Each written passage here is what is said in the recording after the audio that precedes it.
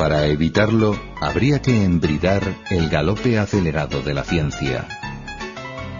La medicina había avanzado mucho desde la época de Pasteur, en el siglo XIX, pero el progreso se hacía deslumbrante a partir de los años 60 del siglo XX. En 1962 se descubre la diálisis renal. Siguen después los primeros trasplantes de riñón, ampliamente extendidos en la década de los 70. Luego, los trasplantes de corazón y los nuevos aparatos de respiración asistida amplían los horizontes de esperanza. Pero la posibilidad de beneficiarse de estas técnicas estaba limitada por la escasez de recursos. ¿Con qué criterio se salvaría a unos y se dejaría morir a otros? ¿Vivirían los más adinerados o más influyentes? La respuesta debía ser ética.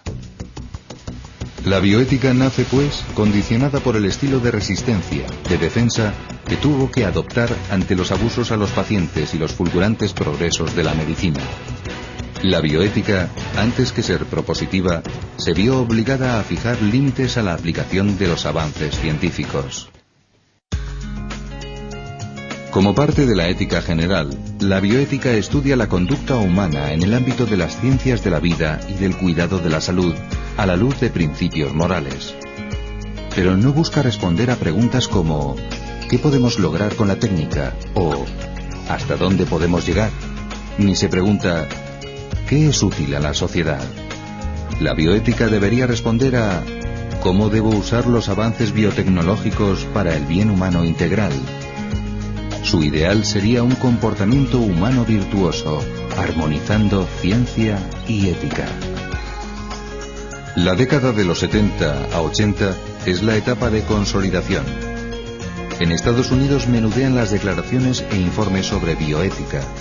El más famoso es el informe Belmont, elaborado por una comisión nacional. En ese documento, pues, se hicieron emerger 3 principios orientadores de la intervención médica ante la experimentación con personas humanas, que han pasado ya al acervo de la medicina. Estos 3 principios son el principio de autonomía, el principio de beneficencia y el principio de justicia. El médico, cuando actúa delante de un enfermo, tiene que buscar su máximo bien, tiene que respetar su modo, tiene que no hacerlo de una manera impositiva, paternalista, tiene que oír al paciente y respetar sus criterios, y además en la aplicación de esos remedios debe procurar ser justo, ser solidario y ser imparcial, tratados a todos por igual, ¿no? Por tratarse de un consenso sobre mínimos, los 3 principios colisionan a veces entre sí, y lo más frecuente es que prevalezca el principio de autonomía, que dará lugar a no pocos abusos. Como cuando se invoca la autonomía del moribundo para solicitar la eutanasia, o la de la mujer para poder abortar. ¿Son suficientes esos principios bioéticos para guiar la conciencia de un cristiano? El juicio moral cristiano es mucho más rico, porque tiene en cuenta la intención del paciente, la intención del médico, tiene en cuenta de una manera básica el significado del objeto que va a llevar a cabo. Si va a establecer una esterilización, pues el significado moral de una esterilización. Si va a aplicar una píldora abortiva, el significado material será la píldora, pero el significado moral es que es un aborto y tiene que tener en cuenta también las consecuencias. Pero no tenemos que ser unos enemigos en absoluto de los principios de la bioética, de estos principios clásicos, porque tienen su papel, y su papel se puede decir que hasta este momento que ha sido muy positivo. Pero, ¿dónde surgió esta nueva disciplina? ¿Por qué existen recelos hacia las enseñanzas de la Iglesia Católica en estos ámbitos? La bioética no nació en una comunidad monástica, sino en una comunidad científica ideológicamente dividida. El primero en acuñar ese término fue un holandés afincado en Estados Unidos, Van Rensselaer Potter, en su libro Bioética, un puente hacia el futuro. Buscaba conciliar la mentalidad científica, pletórica de éxitos, y la razón filosófica, estremecida por el impacto que aquellos logros podían tener sobre el hombre y el ecosistema planetario. Entre esos logros preocupantes figuraba la bomba atómica, la expansión industrial con su efecto contaminante y el descubrimiento y manipulación del ADN. En Estados Unidos fueron surgiendo estudios académicos, carreras y másters en bioética. Muchos de sus iniciadores fueron teólogos protestantes o médicos agnósticos que abordaron temas ya candentes entonces, como la reproducción asistida o el aborto.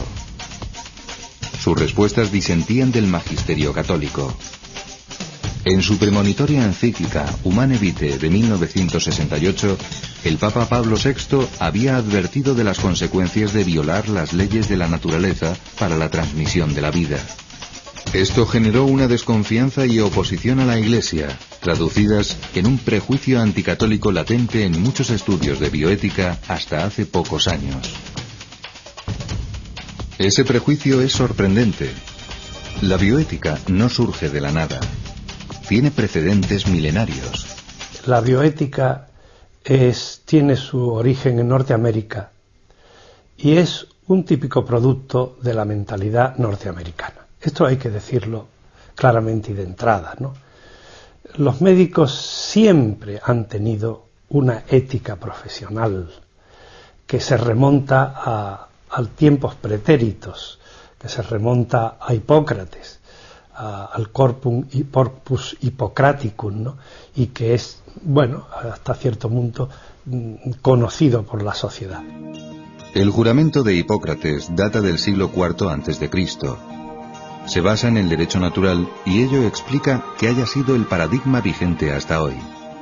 El médico jura actuar siempre en beneficio del paciente. Ese es el principio llamado hoy de beneficencia y de no maleficencia. La irrupción del cristianismo en el endurecido mundo grecorromano supone una revolución en todos los campos, también en el del tratamiento de los enfermos. El mandato del amor al prójimo y la certeza de ver el rostro de Cristo en el hermano que sufre son poderosos estímulos que moverán a millones de cristianos a lo largo de los siglos a cuidar enfermos. Durante siglos, los hospitales son iniciativas de la Iglesia. Una ética médica de inspiración cristiana será prácticamente la única fuente de principios éticos hasta mediados del siglo XIX. Clemente VI descubre por primera vez los derechos naturales humanos. Pertenecen a la naturaleza. Son tres: el derecho a la vida, el derecho a la libertad y el derecho a la propiedad. Esos tres derechos están hoy absolutamente conculcados. No hay un derecho a la vida. La eutanasia, el aborto, la clonación están convirtiéndose en la respuesta ahora legítima. La intervención de la sociedad civil internacional es mucho más reciente.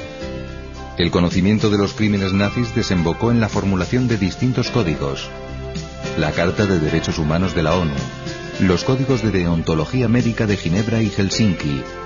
Pero, ¿qué importancia tienen esos códigos? Para defender al ser humano, la bioética necesita aliarse con la ley. El derecho es su protector y una de sus fuentes de inspiración imprescindibles. La bioética propone normas y señala deberes. Solo el derecho, junto con la moral, tiene la fuerza necesaria para aplicarlas en favor del más débil. El derecho es algo distinto de la moral. El derecho no va a ocuparse de todo aquello que es relevante para la moral, sino solo de lo que condiciona nuestra convivencia social, lo que garantiza una convivencia justa. De acuerdo. El problema es que uno se pregunta, ¿y hasta dónde llega lo que condiciona una convivencia justa? Y eso exige una respuesta moral, inevitablemente. Por eso el Código Penal tiene un trasfondo moral siempre, porque es el que ha establecido esto afecta o no afecta a ese mínimo ético que el derecho penal debe defender. Nace así dentro del derecho y de la bioética una nueva rama, la biojurídica, llamada también bioderecho. Abarca desde las leyes de reproducción artificial y el aborto hasta los derechos y deberes de pacientes, normas para experimentación con humanos, clonación y otros muchos problemas presentes o futuros. Pero tanto en los parlamentos que aprueban esas leyes, como en las comisiones éticas que las preparan, se enfrentan al menos dos visiones diametralmente opuestas.